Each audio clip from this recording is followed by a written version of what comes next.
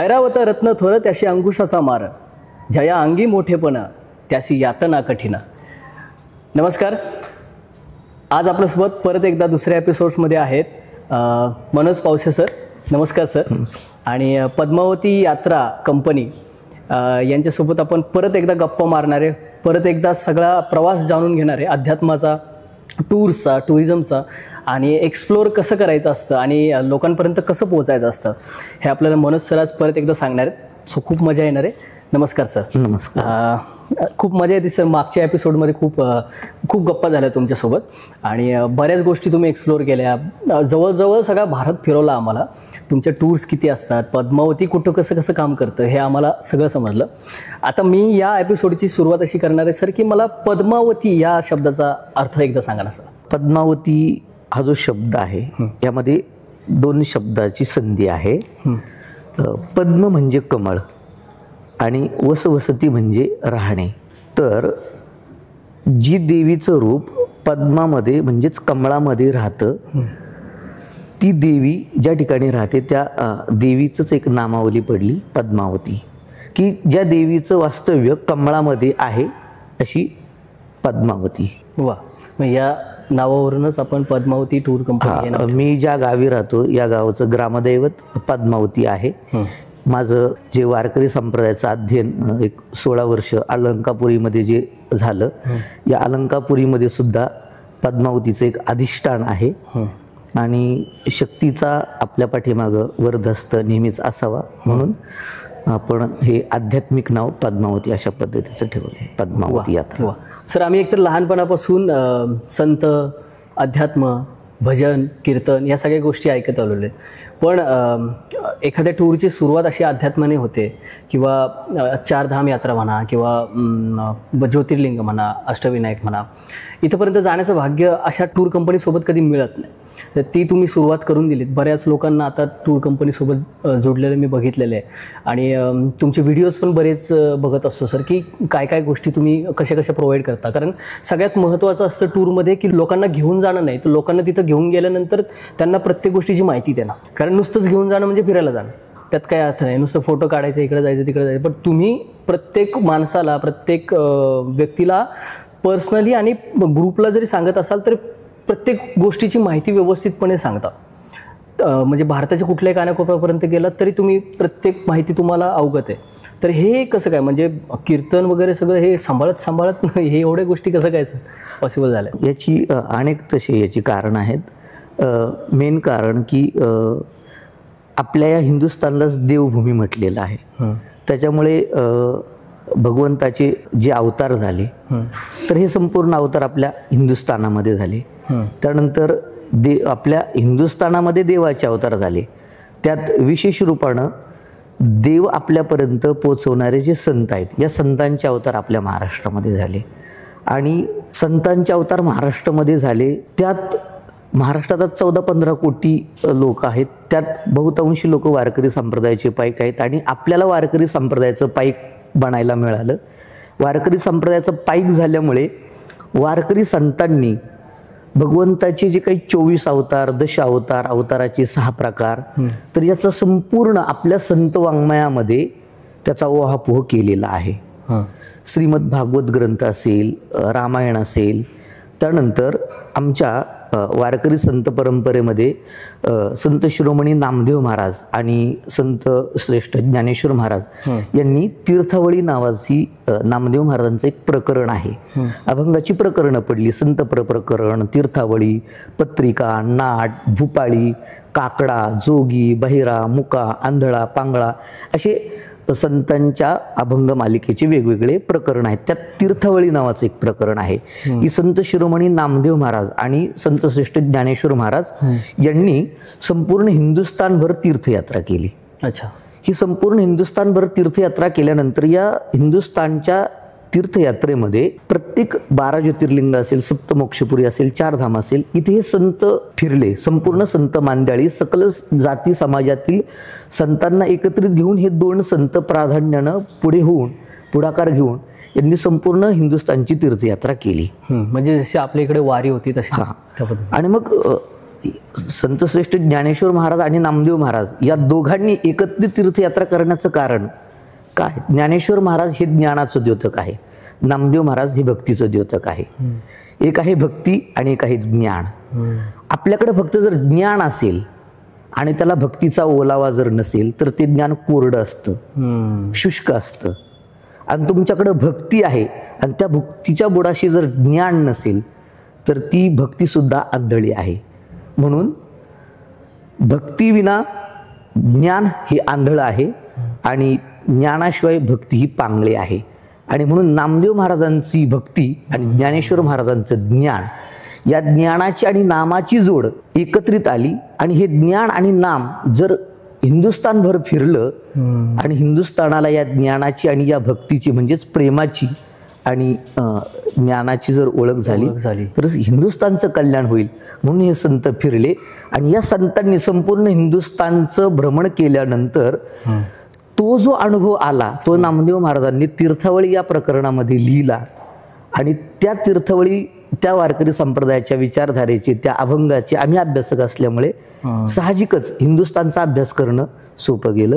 आणि म्हणूनच आपण हिंदुस्थानच्या कुठल्या कोपऱ्यामध्ये कुठल्या देवाचा अवतार झाला, त्या स्थळामध्ये काय काय पौराणिक कथा घडल्या याच्याबद्दल आपण विस्तारपूर्वक बोलतच लोकांना सांगत असतो. वा, या कथावरून आठवलं मला आता एक खूप मोठा म्हणजे भारतातला नाही जगातला सगळ्यात मोठा महाकुंभ चालू आहे, महाकुंभ. तर त्या लोकांना तर लोक जातात, लोक सोशल मीडियावर बघतात की काय काय IIT बाबा चालू आहे, कुणाकुणाचं काय काय. एक मिनटं सांगू कुंभाबद्दल. महाकुंभ आता हा जो चाललाय, समाजानं सोशल मीडियाच्या माध्यमातून जे दाखवलं जातं की IIT बाबांची मुलाखत दाखवली जाते, हा कुंभाचा गाभा नाहीये. कुठल्या तरी एखाद्या अभिनेत्रीने कुठल्या तरी आखाड्याची दीक्षा घेतली, तिच्याबद्दल सोशल मीडियावरती बोललं जातं, हा कुंभाचा गाभा नाही. कुंभाच्या बद्दल झालेल्या काही संकटांवरती संकट येतात, व्यवस्था पाहत असताना वेगवेगळ्या अडीअडचणी येतात, लोक कुंभाला त्या नजरेने पाहतात. तर कुंभाला त्या नजरेने पाहणं हा दोष आहे. कारण लोकांपर्यंत तेच पोहोचते जे लोक. मूळ कुंभाचा जो गाभा आहे तिथे जी संत मंडळी एकत्रित आलेली आहेत, त्या संतचे विचार, त्यांनी केलेल्या आपल्या हिंदुस्थानच्या सांगितलेल्या परंपरा, यज्ञ यागादी क्रिया असतील, त्यांच्या माध्यमातून चाललेले भगवंताच्या दशावताराचे वर्णन असेल, श्रीमद भागवत कथा असेल, श्री रामचरित्र मानसाचं या ठिकाणी गुणगान असेल, तर हे कुंभामध्ये आपण गेल्यानंतर पाहिलं पाहिजे. म्हणजे महाकुंभाचं महत्व आहे वेगळंच, लोक दाखवत आहेत वेगळंच. हो, असं तुम्हाला म्हणायचं आहे. हो. आता तुम्हाला महाकुंभ नक्की काय आहे सर? म्हणजे आता आम्ही फक्त एवढं जाणतो की महाकुंभला 144 वर्षानंतर हा महाकुंभ आलेला आहे, पण 144 वर्षांनी काय येतो, काय नक्की काय त्याच्या मागचं काय कारण? मुळात कुंभ ही संकल्पना, कुंभ हा याचं उगमस्थान पहा की दुर्वास मुनी एक दिवस स्वर्गामध्ये गेलेले असताना इंद्र आपल्या ऐरावत हत्तीवरनं स्वर्गामध्ये भ्रमंती करत होते. आणि मग देवांचा राजा इंद्र आलाय म्हणून साहजिकच त्यांना मान दिलाच पाहिजे या भूमिकेतनं दुर्वास मुनींनी एक पुष्पमाला इंद्राला समर्पित करण्याकरता पुढे झाले. तर इंद्राचा जो हत्ती होता ऐरावत, त्यानं ती दुर्वास मुनींच्या हातातली पुष्पमाला घेतली आणि भिरकावून दिली. तो साधूचा अपमान झाला, साधूचा उपमर्द झाला. आणि मग दुर्वास ऋषींनी शाप दिला की जर तुला या पदाचा आणि या सत्तेचा एवढा गर्व झाला असेल आणि या संपत्तीचा तुला जर गर्व झाला असेल, या स्वर्गाचा गर्व झाला असेल, तर या स्वर्गातली जी संपत्ती तुझी आहे ती सगळी समुद्रात पडेल, असा साधूनं शाप दिला. आणि मग इंद्राची संपूर्ण संपत्ती ही समुद्रामध्ये पडली. आणि समुद्रामध्ये पडल्यानंतर परत बाकीच्या देवदेवतांनी, इंद्रांनी क्षमा याचना मागितली की बाबा उशाप द्या, वरदान द्या, आता ती संपत्ती आम्हाला परत प्राप्त करायची, उपाय काय? तर मग दुर्वास मुनींनी सांगितलं आता तुम्हाला या समुद्राचं मंथन करावं लागेल. आणि मग हे समुद्राचं मंथन कसं करायचं, तर वासुकी नावाचा जो काही सर्प आहे याची दोरी बनवली गेली, मेरू पर्वताचं या ठिकाणी रवी बनवली गेली आणि याच्यामध्ये दानवांचं सुद्धा सहकार्य घेतलं. एका बाजूला देव आहेत, एका बाजूला दानव आहेत आणि मग त्यातनं समुद्र मंथन झालं आणि या समुद्र मंथनामधनं प्राधान्यानं 14 रत्न बाहेर पडली. आपण जे मंगलाष्टक म्हणतो, लक्ष्मी कौस्तुभ पारिजातक सुरा धन्वंतरीश चंद्रमा, की लक्ष्मीपासून तर चंद्रापर्यंत सगळे ही 14 रत्न त्यातनं बाहेर पडली. तर त्यातनं हलाल विषही पडलं आणि अमृतही बाहेर पडलं.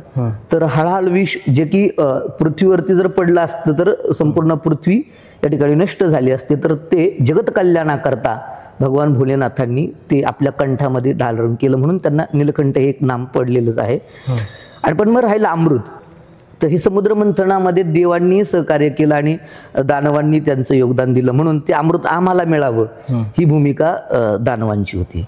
पण जर अमृताचा स्वभाव आहे की जो कोणी प्राशन करेल तो कधी मृत होणार नाही, आणि मग दानवांना जर अमृत प्राशन केलं आणि शेवटी त्यांचा पिंड अनितीने वागणारा असा आहे. मी नेहमी एक गोष्ट सांगत असतो की आपण रावण लोक म्हणतात. रावण म्हटल्यानंतर आपल्या डोळ्यासमोर पुढे प्रतिमा येते की 10 तोंड ज्याला आहेत. मग रावण ही व्यक्ती नसून रावण ही वृत्ती आहे. हे पहा, ही थोडंसं बाजूला जातो की रावणाची बहीण, तिचं नाव शूर्पणखा. या शूर्पणखेचं लग्न झालं. आत्ताची जी उत्तर अमेरिका आहे, या उत्तर अमेरिकेमध्ये तिचं सासर होतं. तिचं माहेर श्रीलंका, तिचं सासर उत्तर अमेरिका. तिच्या नवऱ्याचं नाव होतं विद्युतजीवा. रावण एक दिवस उत्तर अमेरिकेला गेल्यानंतर ते पाहिलं आणि ही संपूर्ण लंका मला असताना, सोन्याची लंका असताना सुद्धा ते मला मिळावं, ती उत्तर अमेरिका मला मिळावी, या भूमिकेतनं शूर्पणखेच्या नवऱ्याला म्हणजे स्वतःच्या मेहुण्याला रावणानं मारलं. विद्युतजीवा त्याचं नाव. व्यक्तिगत स्वार्थाकरता बहिणीचं कपाळ पांढरं करणारी समाजातली जी वृत्ती आहे त्या वृत्तीचं नाव रावण आहे. मंदोदरी सारखी सुशील पत्नी असताना सुद्धा शीलवान, सीतेपेक्षा रूपानं सुंदर असलेली सुद्धा ती पत्नी असताना सुद्धा सीता मला प्राप्त व्हावी, दुसऱ्याच्या स्त्रीकडे विषयाच्या अभिलाषेनं पाहण्याची वृत्ती म्हणजे रावण. म्हणजे मला काय सांगायचं की जे दैत्य आहे यांना जर अमृत मिळालं असतं तर ही रावण वृत्ती, कुंभकर्ण वृत्ती, कंस वृत्ती ही वाढली असती. मग हे दानवांना अमृत मिळता कामा नये म्हणून इंद्राचा मुलगा जो काही जयंत आहे, या जयंतानं तो अमृत कलश उचलला आणि आकाशामध्ये ते घेऊन उड्डाण करू लागले. आणि मग त्यावेळेला साहजिकच त्याच्या पाठीमागं दैत्य त्या ठिकाणी लागले. आणि मग दैत्यांच्या आणि देवांच्या त्या अमृत कलशाच्या ओढाओढीमध्ये हे अमृताच्या कलशातले 4 थेंब 4 ठिकाणी आपल्या हिंदुस्थानामध्ये पडले गेले. सगळ्यात पहिले पडले ते हरकी पौडी श्री क्षेत्र हरिद्वार गंगा किनारे. त्यानंतर दुसरे पडले ते श्री क्षेत्र प्रयागराज, आज ज्या ठिकाणी महाकुंभ सुरू आहे त्या ठिकाणी. तिसरे पडले शिप्रा नदीच्या काठी महाकाल भगवंताचे जे रूप आहे उज्जैन या ठिकाणी. आणि चौथे पडले आपल्या महाराष्ट्रामधल्या गोदावरी नदी किनारी श्री क्षेत्र नाशिक या ठिकाणी. आता नाशिक पंचवटी या ठिकाणी गोदावरी किनारी. आता आपल्याकडे कुंभ नाशिकामध्ये भरला जातो, तर नाशिकात पण भरतो आणि त्र्यंबकमध्ये सुद्धा असतो. याचं कारण काय की बाबा नाशिकमध्ये कुंभची मूळ जागा आहे नाशिक, पण त्र्यंबकला सुद्धा साधू असतात की ज्या वेळेला पेशव्यांचा काळ होता, पेशवेकालीन काळामध्ये कुंभ ज्या वेळेला होता त्यावेळेला प्रथम या गंगेचं शाही स्नानाचा मान आम्हाला मिळावा असं आपल्याकडे शैव आणि वैष्णवांमध्ये वाद सुरू झाला. जे विष्णूचे भक्त असतात ते वैष्णव, जे शंकराचे भक्त असतात ते शैव, देवीचे भक्त असतात ते शाक्त, गणपती, अशी ही भक्तांची वेगवेगळ्या अधिष्ठानामुळे त्यांना ती नावं पडली जातात, वैष्णव, शाक्त हे. मग त्याच्यामध्ये हे 13 आखाड्याचे वेगवेगळे 13 आखाडे आहेत. बरोबर. मग यामध्ये पूर्वी नागा साधू आपल्याकडे शस्त्र बाळगायचे, तलवारी वगैरे. अच्छा. तर मग त्यामध्ये वाद उत्पन्न झाला, पहिलं शाही स्नान कुणी करावं. वैष्णव म्हणायचे आमचा मान आहे, शैव म्हणायचे आमचा मान आहे. आणि मग त्यातनं वाद उत्पन्न झाले आणि शेकडो हजारो साधूंच्या कत्तली झाल्या. आणि त्यावेळेला महाराष्ट्रामध्ये पेशवे राज्यकारभार पाहिजे. आणि मग पेशव्यांनी या ठिकाणी एक निर्णय दिला, निर्वाळा दिला की जे वैष्णव आहेत ते नाशिक या ठिकाणी कुंभमध्ये स्नान करतील. अच्छा. आणि जे शैव आहेत ते त्र्यंबकेश्वरला कुशावर्त कोंडावरती, म्हणून अजूनही ती परंपरा अविरत आहेत. शैव परंपरेचे साधू हे त्र्यंबकला स्नान करतायत आणि जे वैष्णव परंपरेचे साधू आहेत हे नाशिकामध्ये गोदावरी किनारी. परंपरेचे साधू म्हणजे नागा, जे वैष्णव म्हणजे की जे विष्णूची पूजा करतात, अर्थात राम कृष्ण हे जे विष्णूचे जे अवतार आहेत. अच्छा. तर हे झाले वैष्णव. ओके. आणि जे शंकराचे भक्त आहेत, हे भगवान भोलेनाथांचा जो उभा गंध लावला जातो तो वैष्णवांचे, जे त्रिपुंड लावलं जातं ते भगवान शिवांचे. ते शैव परंपरेचे, जे शिव भक्ताला मानतात, शिव या अधिष्ठानाला मानतात, ते शैव. म्हणजे त्र्यंबकला आपलं जे ज्योतिर्लिंगाचं मंदिर आहे त्र्यंबकेश्वर, तिथं जो कुंड आहे तिथं कुशावर्त कुंड आहे, तिथे आपले नागा साधू जे असतात ते. नागा हे वैष्णव पण आहेत आणि नागा हे शैव पण आहेत. अच्छा. म्हणजे दोन्ही आहेत नागा साधू असं आहे. बरं. आपला जो प्रश्न होता की मग हे 144 वर्षानंतरचं महाकुंभ हा काय विषय आहे की दर 3 वर्षाला कुंभ भरला जातो. हरिद्वार, प्रयागराज, त्यानंतर उज्जैन आणि नाशिक 3 वर्षांनी येतो तो पूर्ण कुंभ असतो. बरं. असे 3 वेळेला 3 वर्षानंतरचे 4 ठिकाणचे कुंभ झाले की एक पूर्ण कुंभ बनतो. 12 वर्षानंतर म्हणजे एक पूर्ण कुंभ होण्याकरता 12 वर्ष लागतात. आणि असे 12 पूर्ण कुंभ झाले, त्याची 12 आवर्तनं झाली की 144 वर्ष होतात आणि 12 आवर्तनाचं एक महाकुंभ बनला जातो. अच्छा. म्हणजे ते 144 वर्षानंतर येणारा तो महाकुंभ आहे.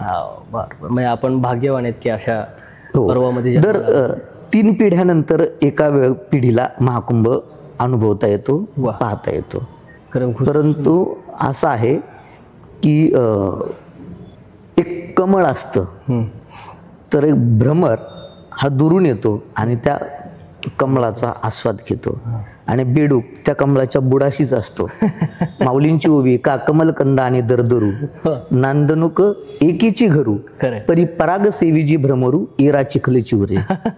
आता आपल्याला भ्रमर बनायचंय का बेडूक बनायचं हे आपलं आपण ठरवलं पाहिजे. भ्रमरच बनावं लागेल, कारण जर कमळाच्या खाली राहून बेडकाला कळत नाहीये की त्याच्यावरती अमृत येते तर काय अर्थ नाही मग त्याला. गुड सर, खूप छान. म्हणजे मला महाकुंभाचं हे माहिती नव्हतं की 144 वर्षानंतर काय येतो. ते खूप सविस्तरपणे तुम्ही समजावून सांगितलं. मला एक विचारत होता, असाच प्रश्न होता सर की आता एक त्र्यंबकला आम्ही मध्ये गेलो होतो, एक 2-3 दिवसापूर्वी आम्ही त्र्यंबकला जाऊन आलो त्र्यंबकेश्वरला. तर ते मंदिर जवळपास 1001 वर्षापूर्वी जुनं आहे असं म्हणतात.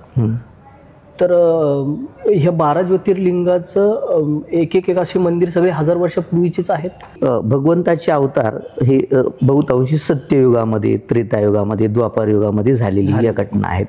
बहुतांशी पांडवकालीन मंदिरं अशा पद्धतीची असतात. परंतु काय होतं, आता लेटेस्ट राम मंदिर आपण पाहिले, आता अयोध्येतलं राम मंदिर झालं.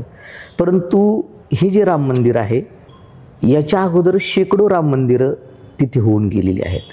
कशी झाली तर एखादं जे स्ट्रक्चर बनतं तर त्याच्यामध्ये जे काही वस्तू वापरल्या जातात तर त्याचं एक लाईफ ठरतं. जसं की आता RCC कन्स्ट्रक्शन जर कुठे होत असेल तर त्याचं लाईफ आज 75 ते 80 वर्ष आहे. का तर स्टील येते, सिमेंट येतं, खडी येते, वाळू येते.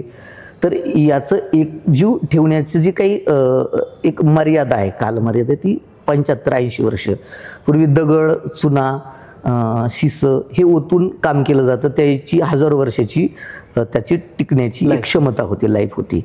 परंतु मग ज्या वेळेला एखादं स्ट्रक्चर जुनं होतं, भंगलं जातं, तर त्या काळातल्या राजाची नैतिक जबाबदारी असायची की हे आपलं आराध्य आहे आणि इथे आता आपण जीर्णोद्धार आपण केला पाहिजे. म्हणून कुठल्याही हिंदुस्थानामध्ये जर तुम्ही गेलात, हिंदुस्थानभर जर ज्योतिर्लिंगांना गेलात, धामांना गेलात, तर ती जी मंदिरं आहेत तर तत्कालीन राजांनी त्यावेळेसचा जो ट्रेंड आहे मंदिर रचनेचा, तो ट्रेंड यूज करून त्या काळामध्ये जे काही अवेलेबिलिटी, उपलब्धता, सामुग्री जी उपलब्ध त्या काळामध्ये जो मटेरियल बांधकामाकरता किंवा मंदिरांसाठी असेल, राजवाड्यांसाठी असायचा, तो वापरून त्या पद्धतीच्या जे काही स्थापत्य शिल्पकार असतील ते त्यांची मदत घेऊन आणि त्याचं स्वातंत्र्य त्यांना दिलं जायचं की तुम्हाला यातलं कळतं, तुम्ही करा, तुम्ही डिसिजन घ्या.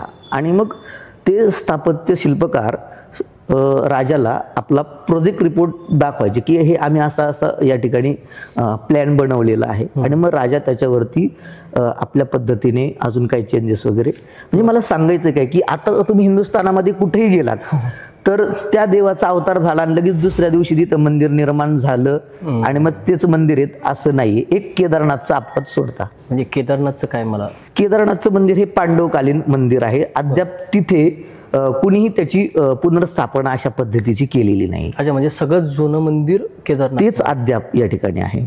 2013 साली जो महाप्रलय केदारनाथ या ठिकाणी आला, आजही आपण जर केदारनाथला जर आलात, आम्ही आवर्जून आमच्या पद्मावती यात्रा कंपनीचे जे काही भाविक केदारनाथला जातात तर आम्ही नेहमी त्यांना आवर्जून सांगतो की केदारनाथच्या मंदिरामध्ये ज्यावेळेस आपण दर्शन घेतो तर केदारनाथ मंदिराच्या अगदी 40 ते 50 फूट अंतरावरती मंदिराच्या बॅक साईडला भीमशिला आहे.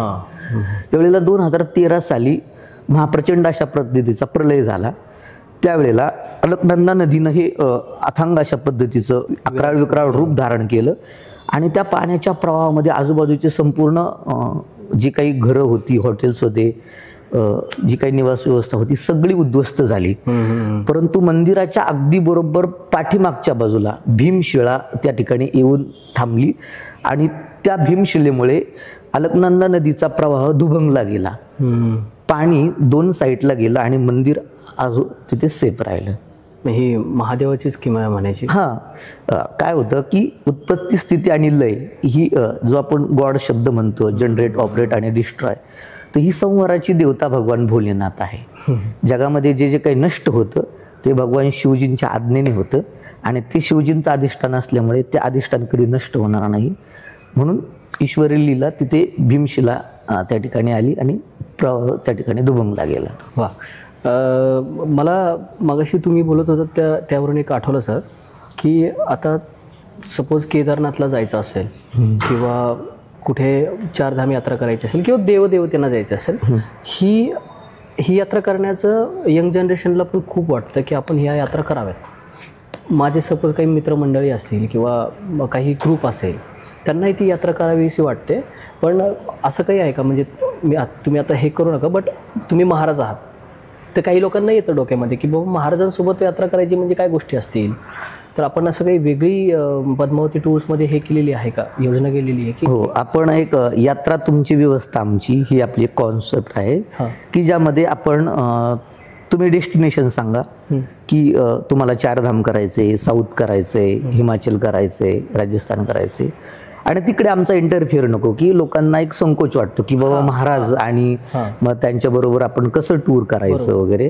तर यासाठी आपला एक टूर मॅनेजर जातो, आपली स्पेशल किचन टीम जाते, मेनू आपण लोकांबरोबर डिसाईड करतो आणि मग तिकडचं प्रॉपर त्यांचं ट्रेन तिकीट असेल, फ्लाईट तिकीट असेल, हॉटेल्स असतील, जेवण असेल, तर आपण फक्त मी सकाळी त्यांना फोनवरती ब्रीफ करतो की आज तुमची ही आयटनरी आहे आणि आमचा माणूस त्यांच्याबरोबर फक्त एक पर्सन असेल, बाकीचं मग ते त्यांचं फॅमिली एन्जॉय करू शकतात, ग्रुप टूर करू शकतात.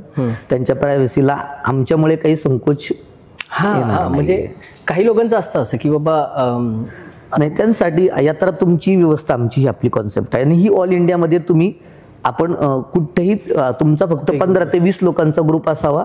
त्या 15 ते 20 लोकांच्या ग्रुपसाठी आपण स्वतंत्र किचन टीम आणि अगदी एकदम लक्झरियस कॅटेगरीची, प्रीमियम कॅटेगरीची तुमच्या बजेट प्रमाणे आपण ती टूर बनवून देतो. म्हणजे फॅमिली टूरच असेल? म्हणजे हो, फॅमिली टूर. काही मंडळीची असेल तर त्यांची सेपरेट टूर? हो. वा. म्हणजे सेपरेट पॅकेजेस आहे आपलं, ती काय आपलं असं फिक्स त्याचं पॅकेज नाही, कारण का डेस्टिनेशन प्रमाणे कॅटेगरी वाईज प्रमाणे आपलं पॅकेजची कॉस्ट कमी अधिक होते. अच्छा, बरं. त्यामुळे तुमची रिक्वायरमेंट काय आहे त्याच्यानुसार त्या पद्धतीने. फक्त आमची भूमिका ही की तुमचा ग्रुप असावा आणि तुमची भूमिका आहे की आम्ही आमचं फिरणार आहे, आमच्यावरती कोणाचा अंकुश नको किंवा तो संकोच नको, आम्हाला फ्रीडम हवा आहे. तर ते फ्रीडमसाठी मग आपण अशी पद्धतीने एक स्वतंत्र व्यवस्था देतो, त्यांच्या व्यवस्था दिलेली आहे त्यांना. ओके. चारधाम यात्रा आपण करतो आणि या चारधाम यात्रेचं काहीतरी आपण आता नवीन पॅकेज आणि नवीन काहीतरी टूर चालू करतो, तर त्याबद्दल थोडी माहिती द्या ना. आता कधी चालू होणार आहे ती पण एकदा मला सांगा. चारधामचे आपल्याकडे 2 प्रकार. पडतात. एक असतं हिंदुस्थानातले 4 धाम आणि एक असतं हिमालयातील 4 धाम. अच्छा. धाम शब्दाचा अर्थ आहे भगवंताचा विग्रह ज्या ठिकाणी राहतो त्याला धाम म्हणतात. विष्णूचं स्वरूप ज्या ठिकाणी राहिलं, मग ते विष्णू रूपात असेल, राम रूपात असेल, कृष्ण रूपामध्ये असेल, जगन्नाथ रूपात असेल, पांडुरंग रूपात असेल, तर हे विष्णूचं रूप ज्या ठिकाणी वास्तव्य केलं जातं त्याला धाम म्हटलं जातं. शंकराचं स्वरूप ज्या ठिकाणी राहिलं जातं त्याला ज्योतिर्लिंग म्हटलं जातं. अच्छा. बर. हा धाम आणि ज्योतिर्लिंगामधला फरक आहे. बर. आणि त्यानंतर तिसरी कॉन्सेप्ट आहे ती मोक्षपुरी. याच्यामध्ये काही ठिकाणी विष्णूचं वास्तव्य आहे, काही ठिकाणी शंकराचं वास्तव्य आहे. तर आपल्याकडे 4 धाम मूळ आहेत. तर हिंदुस्थानच्या 4 धाममध्ये पहिलं आहे बद्रिकानाथ, दुसरं आहे रामेश्वरम, तिसरं आहे द्वारका आणि चौथं आहे जगन्नाथपुरी. सत्ययुगामध्ये धाम आहे ते बद्रीनाथ, त्रेतायुगामधलं धाम आहे ते रामेश्वरम, द्वापारयुगामधलं धाम आहे ते द्वारिका आणि कलियुगातलं धाम आहे ते जगन्नाथपुरी. अच्छा. बर. त्यानंतर हा झाला हिंदुस्थानातील 4 धामचा भाग. दुसरा एक आहे हिमालयातील 4 धाम. याच्यामधलं पहिलं धाम येतं यमुनोत्री धाम, दुसरं धाम येतं गंगोत्री धाम, तिसरं धाम येतं केदारनाथ धाम आणि चौथं धाम येतं हे बद्रीनाथ धाम. हे हिमालयातले, हे हिमालयातील 4 धाम आहे. अच्छा. आता आपण हिंदुस्थानातील पूर्ण 4 धाम जे करतो तर हे वेगवेगळे धाम म्हणून करतो. हे 4 धाम एका पॅकेजमध्ये करत नाही. अच्छा. परंतु हिमालयातील जे 4 धाम आहे तर ते आपण 15 दिवसाचं आपलं त्याचं एक पॅकेज आहे आणि त्या 15 दिवसामध्ये आपण हे 4 धाम कव्हर करतो. यमुनोत्री, गंगोत्री, केदारनाथ, बद्रीनाथ. हे हिमालयातले पॅकेज. हो, हे हिमालयातील. आणि याची हिमालयामध्ये जर आपण गेलं तर यमुनोत्री, नंतर गंगोत्री, नंतर केदारनाथ आणि नंतर बद्रीनाथ ही एक आपण ज्याला उजवी घालणं म्हणतो मराठी भाषेमध्ये, तर हा हिमालयाला ओळसा आहे. यमुनोत्री धामापासून सुरू करायचं आणि बद्रीनाथ धामाला संपवायचं. याची प्रारंभ हरिद्वारवरून होते. हरिद्वार शब्दाचा अर्थ आहे हरीकडे जाण्याचे द्वार म्हणजेच हरिद्वार. म्हणजे हरिद्वार. अच्छा. म्हणजे हे त्या पॅकेजमध्ये सगळं. हो, हरिद्वार, ऋषिकेश, गंगोत्री, यमुनोत्री, बद्रीनाथ, केदारनाथ. यामध्ये उत्तर काशी आपण दाखवतो, गुप्त काशी दाखवतो, तुंगनाथ दाखवतो. त्यानंतर एक टुरिस्ट पॉईंट म्हणून आपण चोपता, ज्याला मिनी स्वित्झर्लंड म्हटलं जातं, ते आपण त्याच्यामध्ये दाखवतो. अगदी विस्तारपूर्वक जर कुणाला ही यात्रा करायची असेल तर आपण याचं 21 दिवसाचं सुद्धा पॅकेज देतो, ज्याच्यामध्ये मग लाखामंडलपासून तर पांडुकेश्वरपर्यंत संपूर्ण पांडवांचं स्वर्गारोहण ज्या ठिकाणाहून झालं, मानागाव इथपासून तर सगळ्या गोष्टी आपण त्याच्यामध्ये दाखवतो. त्यानंतर हेमकुंड साहेब जे शीख धर्माचं पवित्र स्थान आहे, जोशीमठ, या सगळ्या गोष्टी मग त्यामध्ये त्यासाठी मग तितका कालावधी सुद्धा लागतो. अच्छा. मग 15 दिवसात कंप्लीट होतं सगळं? हो, 15 दिवसामध्ये आपण 4 धाम कव्हर करतो. 2 दिवस यमुनोत्रीसाठी, 2 दिवस गंगोत्रीसाठी, 3 दिवस केदारनाथ, 2 दिवस बद्रीनाथ, 1 दिवस हरिद्वार, ऋषिकेश. वा. आणि हे आत्ता पुढे नेक्स्ट आता नेक्स्ट 2 मेला पद्मावती यात्रा कंपनीचा आगामी हिमालय 4 धामसाठी ग्रुप झालेला आहे. मी मागच्या वेळेला आपल्याला सांगितलं की आतापर्यंत आपण या हिमालयातील 4 धामसाठी 1000+ यात्रेकरूंना आपण देवदर्शन या हिमालयातली दिलेली आहे. हिमालय ते आता लोकांना परत 2 मे महिन्यामध्ये ती आपण भाविकांच्या सेवेसाठी ती आपले पॅकेज येत आहे 2 मे मध्ये. Great great. आता थोडं sir me out of question आहे पण कधी आपण आता यात्रेला गेलो तर काही वेळ असं होतं का की एखादा कस्टमर किंवा एखादा यात्री कुठेतरी मिस झाला आहे, हरवला आहे, किंवा कुठेतरी तुमच्यासोबत असं कुठला प्रसंग किंवा एक्सपिरियन्स झाला होता का? असे झालेले आहेत प्रसंग. त्यातला पहिला एक आमच्या ज्या वेळेला हरिद्वारमध्ये मनसा देवी हा जो काही आहे जिथे शक्तीचं एक रूप आहे, एक 2 किलोमीटरचा ट्रेक करून आपल्याला वरती जावं लागतं. तर त्या वेळेला आम्ही ट्रेक करून वरती गेलो, दर्शन झालं आणि खाली उतरते वेळी थोडी उष्णतेचा उन्हाळ्याचा महिना होता आणि मग प्रत्येकजण आपापल्या पद्धतीने या ठिकाणी खाऊ घेत होते. कोण फ्रूट घेत आहेत, कोण आईस्क्रीम घेत आहे, कोण ज्यूस घेत आहे. तर एक 3 महिला होत्या, त्या एकमेकांच्या त्या पाहुण्या होत्या. परंतु आता काय होतं की आपल्याकडे सगळ्या पद्धतीचे लोक येतात. काही हातचा राखणारी लोक असतात, जे पैसे खर्च करू नये ही भूमिका असते. काही लोकांची अशी भूमिका असते की दुसऱ्याला आपण टाकावं ही भूमिका असते. आणि काही लोकांची अशी भूमिका असते, मी कुणाला देणारही नाही आणि मी कुणाचं खाणारही नाही. तर ही भूमिका ज्या लोकांची होती, त्यात एक मावशी होत्या की आईस्क्रीम घ्यायची म्हणून त्या मागे थांबल्या, पण या आपल्या बहिणींना सांगायचं नाही, पाहुण्यांना सांगायचं नाही. त्यांना म्हटले मी दमले, मी खाली बसते, तुम्ही जा. तर त्या पुढे निघून गेल्या आणि या आईस्क्रीम खाण्यासाठी पाठीमागे थांबल्या. आईस्क्रीम घेतली, खाल्ली. आणि ज्या वेळेला खाली उतरते वेळी मग एका अशा ठिकाणी आल्या की जिकडनं 4 रोड फुटत होते. मग जायचं कुठल्या रस्त्यानं, तर त्या रस्त्यात चुकल्या, हरिद्वारमध्ये त्या चुकल्या. आमची टीम त्यांना 2 दिवस हरिद्वारमध्ये शोधत होती. काय सांग, 2 दिवस हरिद्वारमध्ये शोधत होती. त्यांचे आम्ही फोन लावत होतो, फोन वाजायचा, रिंग वाजायची, परंतु त्या फोन घेत नव्हत्या. आम्ही सगळ्या पद्धतीची तिथे पोलीस कंप्लेंट दिली. हरकी पौडी या ठिकाणी जी अनाउन्सिंग सिस्टम आहे तिथनं अनाउन्सिंग केलं. घरच्यांना कॉन्टॅक्ट केला की तुम्हाला काही त्यांचा फोन आला का, कुठल्याही प्रकारचा प्रतिसाद नाही. त्यानंतर मग 2 दिवसानंतर मी सतत 1 तासानंतर, अर्ध्या तासानंतर त्यांना कॉल करायचो. आणि 2 दिवसानंतर माझा त्यांना फोन गेल्यानंतर त्यांनी फोन उचलला. आणि उचलल्यानंतर त्या माझ्याबरोबर बोलू लागल्या. मी म्हटलं आजी तुम्ही कुठे आहात, कुठे आहेत म्हटल्यानंतर त्या म्हटल्या की मी कानपूरला आहे. आम्ही होतो उत्तराखंडमध्ये. त्या म्हणायच्या मी कानपूरला आहे, पण ऍक्च्युली त्या होत्या नागपूरला. कारण नागपूर आलं उतरा, ही जंक्शन आल्या लोकांची उतरायची गडबड. त्या हावडा गाडीमध्ये, हरिद्वारवरून हावड्याला जाणाऱ्या गाडीमध्ये बसल्या आणि नागपूरला आल्या. तर बाजूला योगायोगानं दैवकृपेने मराठीच माणसं त्यांच्या बाजूला बसलेली होती.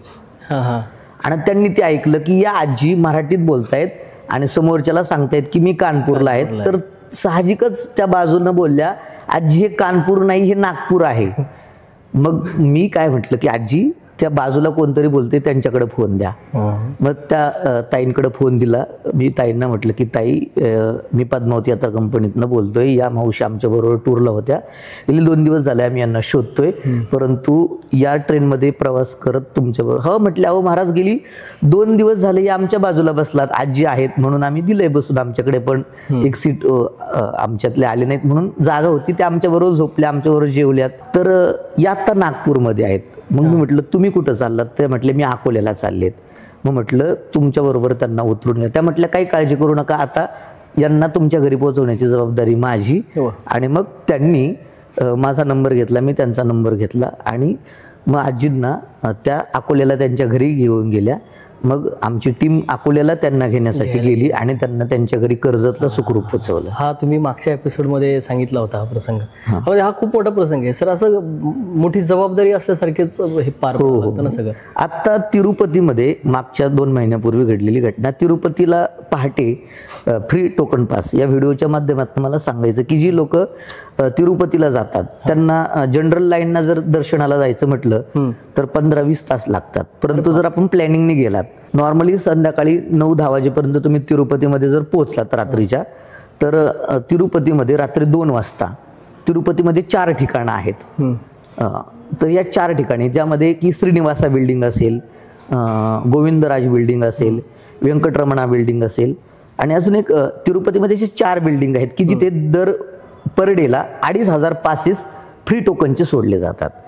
फक्त तुम्ही तुमचं आधार कार्ड घेऊन तिथे जायचं आणि तुमचा पास बनला जातो आणि त्या फ्री टोकन पासमध्ये तुम्हाला 2 तासामध्ये दर्शन दिलं जातं. त्याच्यामध्ये 2 लाडू सुद्धा दिले जातात जे दर्शनाचे, की ज्याची ऑनलाईनला ते पास तुम्ही कव्हर विकत घ्यायला गेले तर 300 रुपये, पण तेच पास तुम्हाला तिथे फ्रीमध्ये मिळतात. म्हणजे फक्त आधार कार्ड दाखवलं की, फक्त आधार कार्ड दाखवायचं, तुमचं तिथे रजिस्ट्रेशन होतं, अर्ध्या मिनिटात तुमचा पास तयार होतो.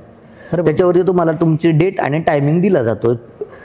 पास मिळाल्यापासून सकाळच्या 10 वाजल्यापासून रात्रीच्या 10 पर्यंत त्याच्यावरती जो टायमिंग तुम्हाला मिळेल त्या टायमिंगमध्ये तुम्हाला दर्शनाला जायचं आहे. अच्छा, म्हणजे तिरुपतीला असं टायमिंगवर आहे? हो, म्हणजे जे ते दर पर डेला 10,000 पासेस सोडतात. सकाळी 10 वाजल्यापासून पास तो फ्री टोकन पासचा वेळ सुरू होतो 10 ते 11 1,000 लोकांसाठी, 11 ते 12 1,000 लोकांसाठी असं. मग सपोज तुमचा जर पहिल्या 1,000 नंबर लागला तर तुम्हाला 10-10.5चा पास मिळेल. बरं. तुमचा दुसऱ्या 1000च्या लॉट्समध्ये लागला तर त्या पद्धतीने हे एक एक तास पुढे त्याच जातो. दिवशी करायचं असतं की आदल्या त्याच दिवशी करायचं? म्हणजे आज तुम्ही 1 तारखेला रात्री जर तुम्ही तिरुपतीमध्ये पोहोचलात तर तुमचं दर्शन 2 तारखेला रात्रीच्या 10 पर्यंत होणार. म्हणजे वेळ तुम्हाला मिळेल आजच्या वेळेमध्ये. अच्छा. नाही, पण आपण जर बुकिंग करायचं म्हटलं तर आपण जर 1 तारखेला पोहोचलो तिथं तर 1 तारखेलाच रात्री जायचं तिथं आणि बुकिंग करून टाकायचं. म्हणजे 2 तारखेला आपल्याला ते त्या दर्शनात मिळणार. मिळणार. अरे वा. आणि मग हे 15-20 तास लोक लाईन मध्ये उभं राहतात ते, मग हे माहितीचा अभाव. हा. म्हणून माझं सांगणं असतं की कुठल्याही ठिकाणी जा पण त्याचा अभ्यास करा, आणि अभ्यास नसेल तर पद्मावती यात्रा कंपनी संपर्क करा. नाईस. म्हणजे एवढी माहिती नसते सर कुणाला. म्हणजे जायचं म्हणलं तर नॉर्मल जातात लोक आणि लाईन मध्ये उभं राहतात, चला दर्शन घेऊ. पद्मावती यात्रा कंपनीचं वेगळेपण हे आहे की अगदी छोट्या छोट्या गोष्टींचं, ज्याला आपण मायक्रो प्लॅनिंग म्हणतो, की या सगळ्या गोष्टींचं आपण प्रॉपर प्लॅनिंग करतो. बरं, हे प्लॅनिंग कसं होतं तर या ठिकाणचा प्रथम आपण सोलो ट्रिप करून अभ्यास दौरा करतो आणि मग त्याच्यावरती अभ्यासपूर्वक आपण त्या टूरचं आयोजन करतो. हल्ली काय आहे, काही ठिकाणी फक्त ऑफिस आहेत, त्यांचा तिकडे अभ्यास नाहीये. आता महाकुंभाच्या सोशल मीडियावरती तुम्हाला शेकडो लोकांचं पॅकेज मिळेल, पण त्यांना कुंभबद्दल विचारलं तर 5 मिनिटं ते बोलू शकणार नाही, कोणाला माहितीच नाहीये. तर हे मला सांगायचं की हिंदुस्थान खूप फिरण्यासारखं आहे, परंतु तुम्ही काय प्लॅनिंग न केलं, अभ्यास नाही केला आणि तिथं गेलं तर तुमचेही हाल आहेत. तुमच्यावरती भरोसा ठेवून तुमच्या बरोबर जे आलेले आहेत त्यांचेही हाल आहेत. म्हणून जे कुणी लीड करत आहे, जे कुणी पुढे आहे, तर त्यांना माझं आव्हान असतं की तुम्ही संपर्क करा ज्यांचा अभ्यास आहे, तुम्ही त्याचा अभ्यास करा. आणि हल्ली काय होतं, अभ्यासाचं साधन म्हटलं की लोक लगेच युट्यूबवरती हे करतात, परंतु युट्यूबवरती जो तुम्हाला माहिती सांगतोय तो तिथे किती वेळेला गेले आहे याचंही कधीतरी आपण डोळस बुद्धीनं, चौकस बुद्धीनं पाहिलं पाहिजे की त्याच्या बोलण्यामध्ये वास्तव किती आहे आणि तो वरपंगी किती बोलतोय. अनुभवाशिवाय शहाणपण येत नाही ते तशातलं. बरोबर आहे. म्हणजे जोपर्यंत आपण तिथं जाऊन बघत नाही, तुम्ही आता पद्मावती टूर्स कंपनी आपली प्रत्येक ठिकाणी फिरलेली, तिथले छोटे छोटे सुद्धा अनुभव तुम्हाला आलेले आहेत. म्हणजे अगदीच असं आता तुम्ही 5चा प्रसंग सांगितला, त्यापासून ते राहण्यापर्यंतचा सगळा तुम्हाला अनुभव आलेला आहे. जर माझा मित्र किंवा माझं कोणी हे जाऊन आलेलं असेल तर ऑब्व्हियसली मी त्याच्यावर विश्वास ठेवतो की तू इथे जाऊन आला, तुला हे प्रॉब्लेम्स आलेले आहेत, मला ते येऊ नयेत. तसं सेम आहे की तुमच्यासोबत जर कोणी आलं तर तिथं जे काही प्रॉब्लेम्स येणार ते प्रॉब्लेम सगळ्यात महत्त्वाचा असतो वेळ. एक तर तुम्ही 15 दिवसांसाठी चाललायत आणि त्याच्यात पण तुम्ही जर का 3 तास वगैरे तुम्ही घालवत असाल लाईनमध्ये उभं राहण्यासाठी, 15 आता जसं तिरुपतीचं आहे सेम आज कामाख्या मंदिरला ही सेम आज तशीच कंडिशन आहे. कामाख्याला आसामला जर गुवाहाटीला आपण गेलो तर 10-10, 12-12 तास लाईनला लागावं लागतं. परंतु जर तुम्ही त्या पद्धतीची रचना केली, तुम्ही त्या दिवसाचे, ज्या दिवशी तुम्ही जाणार आहात त्या दिवसाचे पासेस तुम्ही अगोदर जर काढून ठेवले तर तुम्हाला वेळ मिळते, त्या वेळेमध्ये तुम्ही जायचं आणि तुम्हाला डायरेक्ट तासाभरामध्ये दर्शन आहे. परंतु ज्यांना कामाख्याबद्दल काही युट्यूबवरती हे सांगणार नाही कुणी, बरोबर, युट्यूबवर या गोष्टीने सांगितलं, मग तुम्ही जर 3 दिवसाचं वेळ ठेवून गेलात तर त्यात 2 दिवस तुमच्या दर्शनालाच गेलात तर मग काय बाकीचं काय फिरणार तुम्ही. युट्यूबवर कदाचित असंही असू शकतं सर की या गोष्टींना सांगण्याचं मागचं कारण एवढंच की त्यांना व्ह्यूवरशिप मिळायला पाहिजे, व्ह्यूज मिळाले पाहिजे फक्त, बस. हो, त्यामुळे कदाचित सांगतही नसते. हो, किंवा मला जरा त्रास झालाय तर अजून 4 लोकांना होऊ देत त्रास. लहानपणी काय असायचं म्हणजे की एक कथा सांगितली जाते की एका गणपतीची मूर्ती होती आणि गणपती बाप्पांच्या बिंबीमध्ये भुंगे होते आणि मग एक जणानं बोट घातलं आणि त्याला भुंगा चावला आणि मग आता मला भुंगा चावलाय पण हा त्रास दुसऱ्यांना व्हायला पाहिजे म्हणून अरे बापरे, गणपतीच्या बेंबीमध्ये खूप गार हवा येते, मग तू पण बोट घाल. मग त्याने बोट घातलं की त्याला, आणि मग त्याची भूमिका मला हे जे मिळालं ते दुसऱ्याला पण. तर हे इतकं मनमोकळेपणानं इतर लोक तुम्हाला सांगत नाहीये. तर आमची भूमिका अशी आहे की तुम्ही आमच्या बरोबरच टूरला या, असाही आमचं दावा नाही. तुम्ही फक्त आमचं मार्गदर्शन घ्या, आमचे त्याचे नॉर्मल चार्जेस आहेत. आपण त्या पद्धतीने तुम्ही ऑल इंडियामधले कुठल्याही पद्धतीचं तुमचं 8 दिवसाचं 10 दिवसाचं टूर प्लॅनिंग आपण करून देऊ.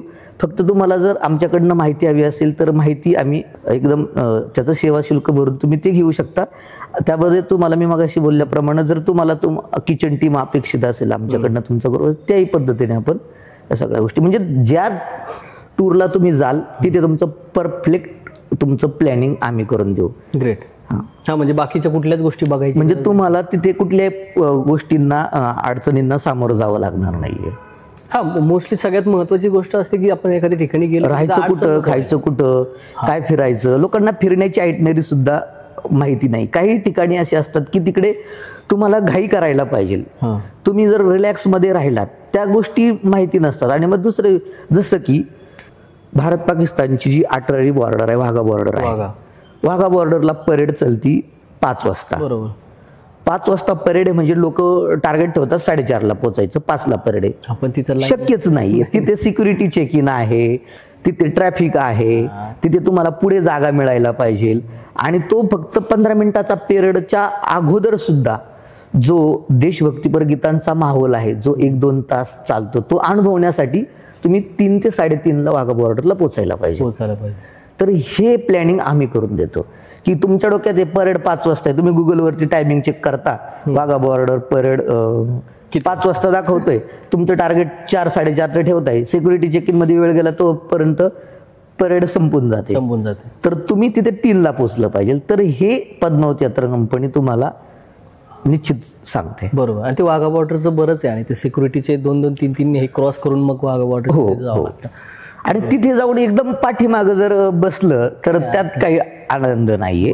तुम्ही जितकं समोरून आपल्या भारतीय सैनिकांची शिकाण कराल, तिरंगा घ्याल हातामध्ये, तिथे त्या रनवेवरती तुम्ही नृत्य कराल, तर तो जो आनंद आहे तो पाठीमागं बसताना नाही. त्यासाठी पुढे जायचंय तर 3ला पोचा.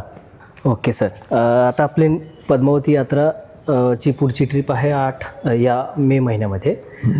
मे महिन्यापासून परत सुरू होणार आहे. जवळपास आपण सगळ्या गोष्टी बोललेल्या आहेत या एपिसोडमध्ये.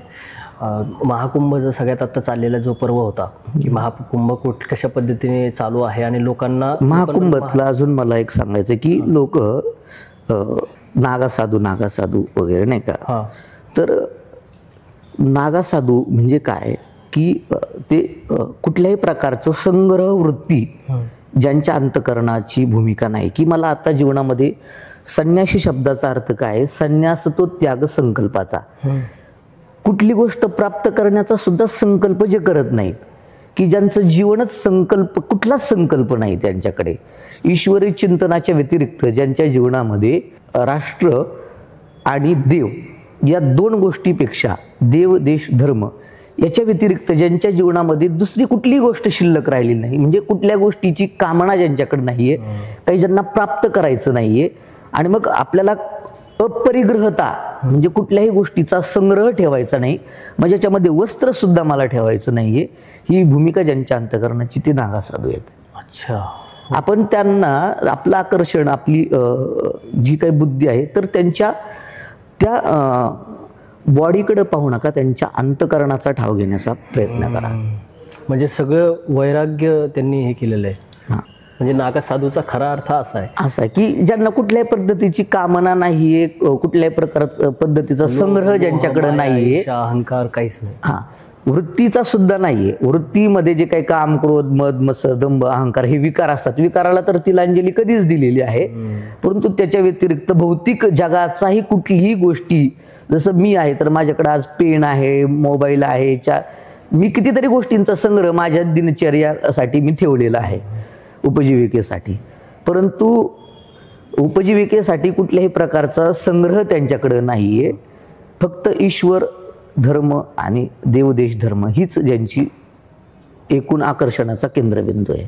पण हे नागासाधू सर, आता बरेच फेक नागासाधू फिरत असतात किंवा काहीतरी वेश घेऊन काहीतरी फिरत असतात, पण हे ओळखायचे कसे नक्की, मग काय त्याला टेक्निक काय आहे? आता टेक्निकच्या आधी मला असं एक सांगायचं आहे, मी नेहमी कीर्तनातनं पण सांगत असतो की एखाद्या साधूला साधू म्हणून ओळखता नाही आलं तरी चालेल, परंतु एखाद्या भोंदूला साधू म्हटलं तर तुमचं फार नुकसान होईल. साधू साधू म्हणून जर कळाला नाही तर फार असं नुकसान नाही, पण साधू भोंदू म्हणून कळाला तर फार नुकसान आहे. मी उदाहरण सांगतो की भागवतामध्ये राजा परीक्षितीला तो ध्यानस्थ बसलेला साधू शृंग ऋषी जे ध्यानस्थ बसले होते आणि ते साधू आहेत हे कळालं नाही म्हणून मेलेला सर्प त्यांच्या गळ्यामध्ये त्यानं टाकला. आणि मग त्यांच्या मुलानं शाप दिला की बाबा 7 दिवसाच्या आत सर्पदंशाने यांचा मृत्यू होईल. साधू साधू म्हणून कळाला नाही, म्हणून नुकसान काय झालं, शरीराला मृत्यू आला परंतु मोक्ष मिळाला. परंतु सीतेला रावण तो भोंदू आहे हे कळालं नाही. ती भोंदूला साधू समजलं तर त्याचा परिपाक 6 महिने रावणाच्या लंकेमध्ये काढावे लागले. तर तुमचा प्रश्न आहे की बाबा साधू ओळखायचा कसा, ही त्याची काही लक्षणं आहे की बाबा असं भोंदू लोक. मी नेहमी सांगत असतो की देवाच्या बायकोला साधू कळाला नाही तर बुवाच्या बायकोला आणि तुमच्या आमच्या बायकोला काय कळणार आहे. खरे खरे, जी जगदंबा आहे. परंतु त्याची काही लक्षणं संतांनी सांगितलेली आहेत की तुकाराम महाराजांनी का अभंगच लिहिलाय, ऐसे कैसे झाले बंधू कर्म करणी म्हणती साधू, अंगा लावून या राख डोळे झाकून करती पाप. दावी वैराग्याचा कळा भोगी विषयांचा सोहळा, विषय भोगण्यामध्ये ज्याची वृत्ती रममाण आहे त्याला साधू म्हणूच नका, हा संतांचा आपल्याला आदेश आहे. म्हणून त्या व्यक्तीकडे पाहत असताना याचं जीवन भोगवादी आहे का आध्यात्मिक आहे हे एवढं पहा, तुम्हाला कळून जाईल. सर, मला एक विचारायचं होतं की उन्हाळ्याच्या सुट्टीमध्ये फिरायला जाण्यासाठी बरेच डेस्टिनेशन्स असतात, पण पद्मावती यात्रा उन्हाळ्याच्या सुट्टीमध्ये आत्ता कुठल्या डेस्टिनेशनला यात्रेकरूंना घेऊन जाते? येत्या उन्हाळ्याच्या सुट्टीमध्ये आपण वैष्णवदेवी, अमृतसर, काश्मीर, पहलगाम, गुलमर्ग, सोनमर्ग हा एक टूर पॅकेज आहे. त्यानंतर हिमालयातील 4 धाम गंगोत्री, यमुनोत्री, केदारनाथ, बद्रीनाथ, हरिद्वार, ऋषिकेश ही एक टूर पॅकेज आहे. त्यानंतर नेपाळ ज्याच्यामध्ये काशी, अयोध्या सुद्धा आपण कव्हर करतोय. पोखरा, जनकपूर, काठमांडू, मनोकामना हा एक टूर आहे. आणि त्यानंतर लास्टला आपलं गंगोटोक, दार्जिलिंग आणि पेलिंग हे आगामी येत्या उन्हाळ्याच्या सुट्टीमध्ये एप्रिल आणि मे मध्ये आपण हे 4 पॅकेज पद्मावती यात्रा कंपनीच्या पर्यटकांसाठी देत आहोत. वा, म्हणजे पर्यटकांना आता मोठा सोहळाचा अनुभवता येणार. हो. मोठा उन्हाळ्याची सुट्टी पूर्ण आरामात निवांत जाणार. ऑप्शन हवेत लोकांना की आमचं नेपाळ झाले वेगळं द्या, म्हणून पेलिंग, दार्जिलिंग, गंगोटोक आहे. कुणाचं 4 धाम झालंय काश्मीर घ्या, कुणाचं काश्मीर झालंय नेपाळ घ्या. तुम्ही ऑप्शन म्हणून सगळा भारतच समोर ठेवलाय. वा वा, सुंदर सर. सर, खरंच खूप खूप धन्यवाद सर, तुम्ही आज इथे आलात आणि परत आम्हाला मजा करायची, काही एक्सप्लोअर करायची, कारण आम्हाला तर जाणं भेटत नाही आहे सध्या, पण जेवढं एक्सप्लोअर करतोय ते तुमच्या एपिसोडच्या माध्यमातून आम्ही करतोय. सो खरंच खूप खूप धन्यवाद सर, तुम्ही इथे आलात. आपलंही सुद्धा या ठिकाणी धन्यवाद. पद्मावती यात्रा कंपनीकडनं आपल्या सर्व टीमला आपल्याला धन्यवाद.